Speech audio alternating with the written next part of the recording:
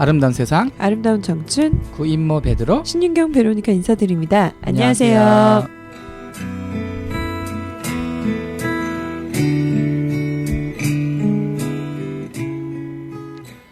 네, 여러분 한 주일 안녕하셨습니까?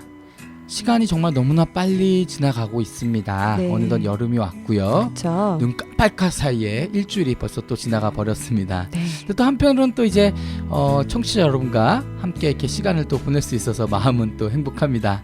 베로니카 씨도 행복하시죠? 네, 아주 행복합니다. 네, 저도 베드로 씨 요즘 하루하루 너무 좋은 날씨 속에서 이런 것들이 축복이라고 생각이 드는데요. 또 아울러서 아름다운 날들 속에 교회 공동체에 계시는 또 너무나 아름다운 분들과 함께 주말을 보내는 것이 저에게는 너무나도 큰 행복이 아닐까 생각해 봅니다. 네, 역시 베로니카 씨 좋은 말씀 감사합니다. 네. 영화 안에서 하시는 것 같아요. 아, 감사합니다, 베드로 씨. 네. 네, 그래서 오늘의 주제도 행복과 연결된 내용인데요.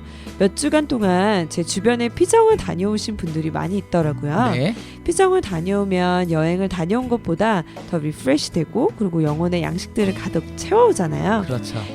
이런 부분들이 저희들의 인생을 살아가는데 아주 중요한 부분들이기 때문에요.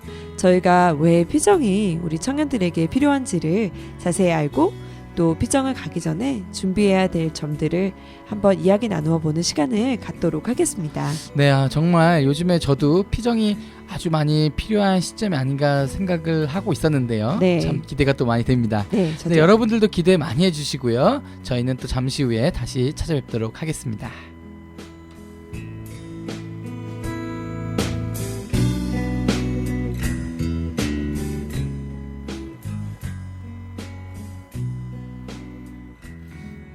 네, 오늘은 아까도 저희가 말씀드렸다시피 청년들과 그리고 또 우리 피정의 중요성 그리고 또 그 피정을 준비하는 마음가짐에 대해서 이야기를 해보려고 하는데요. 네. 일단 먼저 베로니카 씨는 마지막으로 피정 언제 다녀오셨나요? 피정이요. 참 오래된 것 같네요. 네. 한 5년? 네, 5년까지는 아니지만 한 3년 정도 된 것 같아요. 올해는 꼭 가셔야겠네요. 네, 시간이 허락한다면요. 네, 사실 피정에 너무 가고 싶은데요.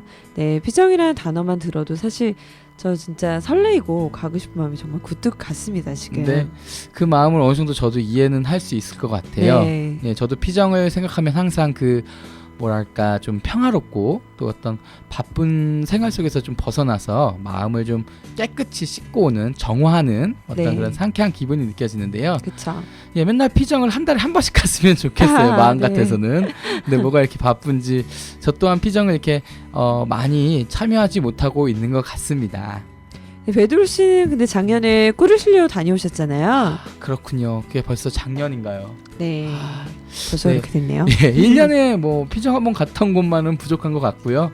네, 또 이제 맞아요. 또 준비를 해야겠죠. 그쵸. 네. 네, 일상생활의 모든 업무를 피해 성당이나 수도원에서 조용히 자신을 살피며 기도하는 것을 저희가 피정이라고 부르는데요. 그렇죠.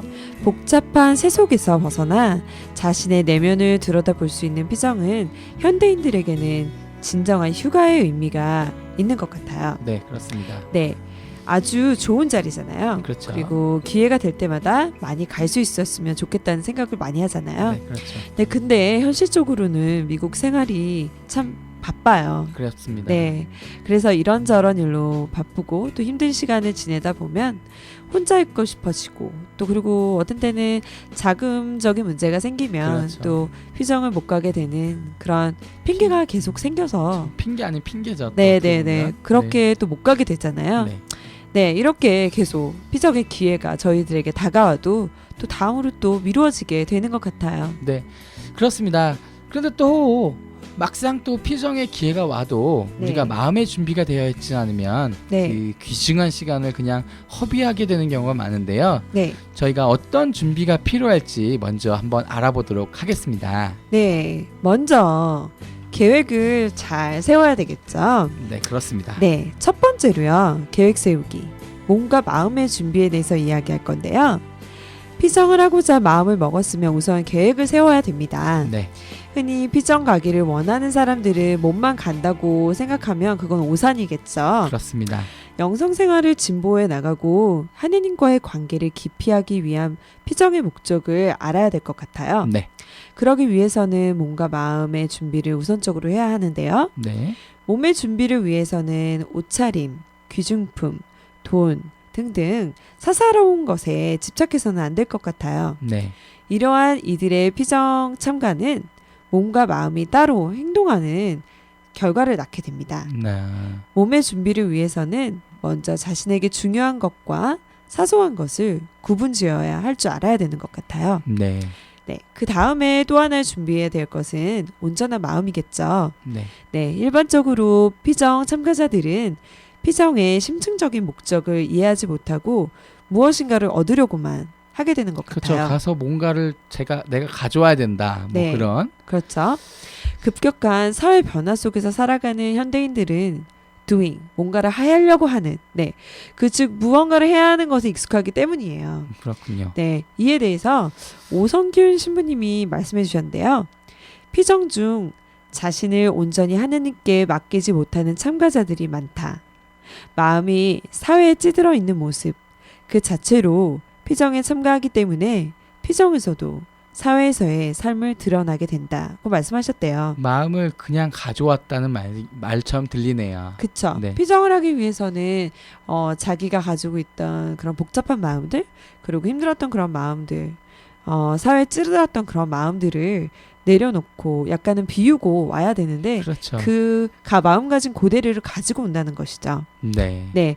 그래서 결국 피정에 참가하려는 이들은 피정 참가 전에 수많은 것들을 움켜쥐는 것을 풀어야 합니다. 그래야만 하느님께 의지해서 그분의 삶을 체험하고 그 안에서 평화와 기쁨을 체험할 수 있다고 합니다. 이렇게 피정에 대한 계획을 세우신 후에는 이제 바로 자신에게 맞는 피정을 선택하셔야 합니다. 선택하기 전에 염두에 두셔야 할 것은 피정은 교육이라는 선입견을 떨쳐버리는 것입니다. 모든 피정의 집이 교육만을 하지는 않습니다. 쉬운 예로 일반 신자들은 강의를 듣는 것을 피정이라고 생각하시는데요. 강의는 가르치는 것이다. 신자들이 이를 구분하지 못하기 때문에 네. 혼란을 겪고 있는 것이 또 사실입니다. 일선 본당에서 실시하고 있는 성령 피정 네. 등은 오히려 세미나에 가깝죠. 그쵸. 즉, 기본적인 것에 혼돈을 겪지 않도록 자신에게 맞는 적당한 피정을 선택하셔야 할 것입니다. 네. 뭐 기본적으로 피정의 종류에 대해 살펴보면요. 네. 단체 피정은 특별한 목적을 가지고 프로그램을 통하여 하는 것이 보통이고요. 네. 개인 피정은 묵상과 또 기도로 하는 것이 일반적입니다. 그쵸. 네, 개인 피정의 경우 사제 등 영적 지도자와의 만남을 통해서 나 자신의 삶을 나누고 또 스스로 분석할 수 있는 그런 시간을 갖게 되는 것이죠. 네. 이렇게 피정을 잘 준비하고 참여한다면 여러분들은 그 누구보다 뜻깊은 하느님과 함께하는 시간을 보낼 수 있을 것입니다. 끝으로 저희가 올바른 피정을 위한 10계명을 준비해 보았는데요. 재밌어요. 한번 읽어드리도록 하겠습니다. 네. 네, 첫 번째로는요. 한 분이신 하느님을 흠숭하여라. 네, 피정 중에 정말 하느님께만 집중하라는 이야기겠죠? 그렇습니다. 네. 두 번째, 타인의 이름을 함부로 부르지 마라. 네. 이게 도대체 무슨 얘기일까요? 네. 피정은 네. 자기만의 시간입니다. 자기 자. 스스로 본인의 생각을 많이 하고 네. 또 자성하고 반성하는 시간이지 다른 이들을 생각하고 그들을 끄집어내는 시간이 아니라는 말이겠죠. 아, 가서 네. 수다 떨지 말라는 이야기군요. 예, 네, 저한테 하시는 말씀인 것 같습니다. 네. 네. 세 번째는요. 피정 기간을 거룩히 지내라. 네. 이것도 거의 같은 맥락인 것 같은데요. 네. 피정 기간 동안 자신에 대해서 성찰해보고 그리고 하느님과의 대화에 집중하라는 이야기겠죠? 네. 네. 네 번째, 불편한 옷차림을 하지 마라. 간혹 네. 이제 피정 때 보시면은 경우에 맞지 않는 그런 옷차림을 하고 오신 분들이 네. 간혹가다 보이십니다. 너무 짧은 치마나 네. 너무 짧은 바지나 뭐 여러 가지요. 네, 그렇습니다. 센스 주의하셔야 될 것 있게, 같습니다. 네, 센스 있게 네. 다들 조심하셔야 될 것 네. 같습니다. 네. 다섯 번째로는요. 시간을 죽이지 마라. 이거는 글쎄요. 이것도 같은 맥락일 것 같아요. 하느님께 더 집중하고 가서 수다 떨고 네, 다른 시간에 너무 충실하지 말아라. 뭐 이런 거겠죠. 그렇습니다. 여섯 번째, 시계를 가져가지 마라. 네, 시계를 가져가면 계속 보게 되겠죠. 그거는 세상 것에 계속 생각이 나겠고요. 네, 그렇습니다. 현실에 가진 어떤 마음을 피정 안에서 떼어놓고 네, 그 안에서 또 피정에 충실하기 위해서 시간이라는 어떤 되게 귀중한 거잖아요. 그런 네, 것들을 그쵸. 포기할 줄 알아야 된다는 말인 것 같습니다. 네.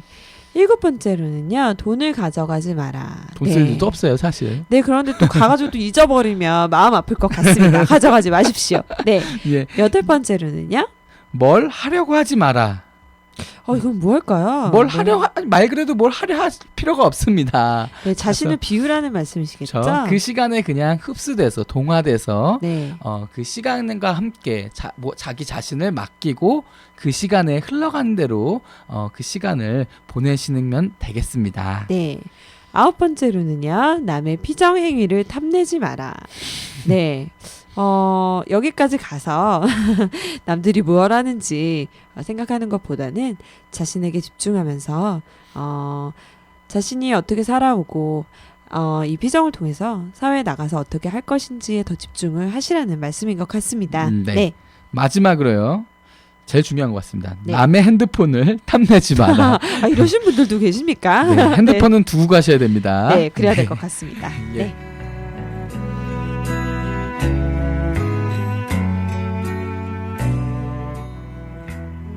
네, 여러분. 오늘은 피정을 위한 마음가짐과 또 어떠한 자세로 우리가 피정에 임해야 할지 알아보는 시간을 가졌습니다. 네. 여러분들께 암쪼록 조금이나마 피정이라는 귀중한 시간에 도움이 되리라 생각이 됩니다. 아무 생각 없이 피정에 임하는 것은 결코 옳지 못한 태도입니다. 저희가 오늘 말씀드린 내용 꼭 숙지하셔서요. 주님 안에서 즐거운 행복한 시간을 가지셨으면 하는 바람입니다. 그리고 피정을 임하는 마음가짐을 바로 세우기 위해서는 항상 기도가 우선시 되어야 되는 것 잊지 마시고요. 네, 베로니카 씨께서 또 중요한 점을 또 지적해 주셨습니다. 네. 전 항상 2% 부족한 것 같아요. 아닙니다. 네. 네, 마지막으로요. 저희가 세계 각지의 청년들이 피정과 영성 교육을 통한 체험담을 소개한 클립을 하나 준비해 보았습니다. 네. 예, 여러분들 클립 잘 들어보시고요. 네. 저희는 이쯤에서 이만 물러나 보도록 하겠습니다. 네, 여러분 행복한 한 주 보내시길 바라고요. 저희는 다음 주에 더 좋은 방송, 풍성한 방송으로 여러분들 찾아뵙도록 하겠습니다. 네, 여러분 다음 주에 또 만나요.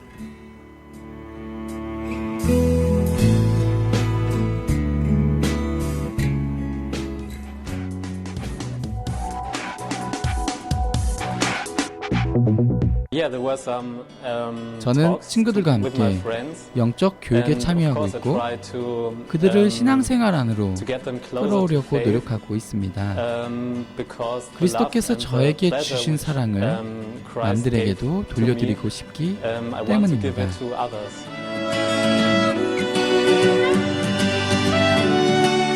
한 6개월 전에 제 친구들이 저에게 왜 지금 그렇게 사냐고, 무엇이 바뀌었냐고 물어보았습니다. 내가 가지고 있던 믿음에 관심이 있고 왜 내가 가톨릭 신자가 되었는지 알고 싶어 하더군요. 지금 그 친구들 중에 여러 명과 같이 미사에 참여하고 있습니다. 사회 분위기와 반대로 살아간다는 게 처음에 어렵습니다. 하지만 이곳 로마에서처럼 많은 사람들이 저와 같은 가치관을 가지고 산다는 것에 힘을 얻고 제 삶에 돌아갈 수 있게 되는 것 같습니다. 돌아가서 우리나라 도시 제 친구들에게 복음을 전하겠습니다. 항상 제가 길에서 말씀드렸던 사도직에 대해 언급하겠습니다. 오래전 1943년에 제가 우정과 신교의 사도직에 대해 말씀드렸습니다. 한 친구와 다른 친구와 대화를 하면 조금씩 그대의 말에 귀를 기울일 것입니다. 그리고 조금씩 그들도 이겨나가고 훌륭한 그리스도인들이 행할 수 있는 선의 한 부분이 될 것입니다. 그래서 그들의 삶의 주인공이 되고 진실된 자유를 찾을 수 있을 것입니다. 많은 사람들에게 그리스도인이 되는 것이 무엇인지 알려주려면 우리 자신의 믿음에 맞게 살아가는 것이 제일 중요하다고 생각합니다. 그래서 일하는 시간조차도 우리 하느님께 봉헌하고 또 일하는 책상 위에 성모상이 보이면 남들도 그것이 무슨 의미를 가지는지 알게 될 것입니다. 그래서 일에 최선을 다하여 하느님을 통해서 한다면 더 많은 열매를 맺을 수 있을 것입니다.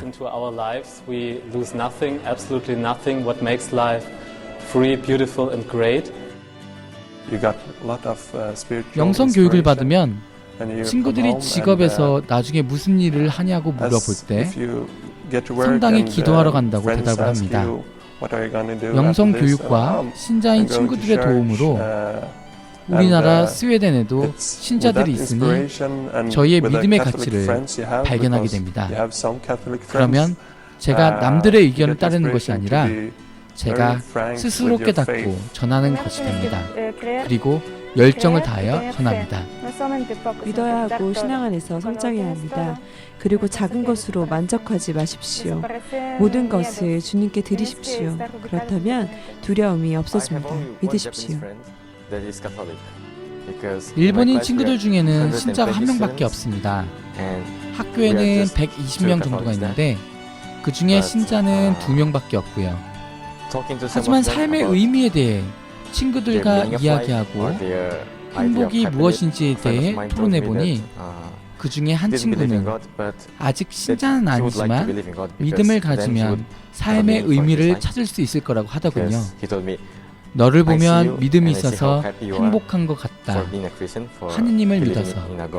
나도 믿고 싶지만 아직 그렇지 못한다. 내가 부럽고 내가 가진 것이 부럽다. 라고 했습니다.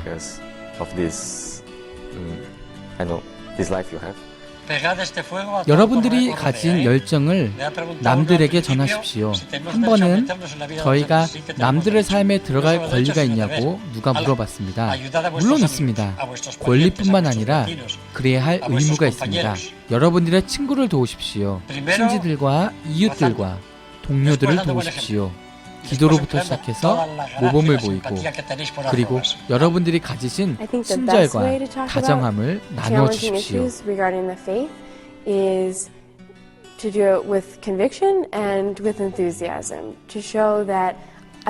저는 저희 신앙에 대해서 말할 때 신뢰와 열정을 가지고 말하는 것이 중요하다고 생각합니다. 전하고 있는 것을 진짜로 믿고 누가 내가 시켜서 하는 말이 아니라 내가 발견해서 전하는 것이고 연구하고 읽어보고 휘정을 통해 체험하며 찬반을 가려 생각해보니 나의 가치관이 옳다고 생각하는 것이 아마도 진실인 것 같습니다. And saying that with enthusiasm.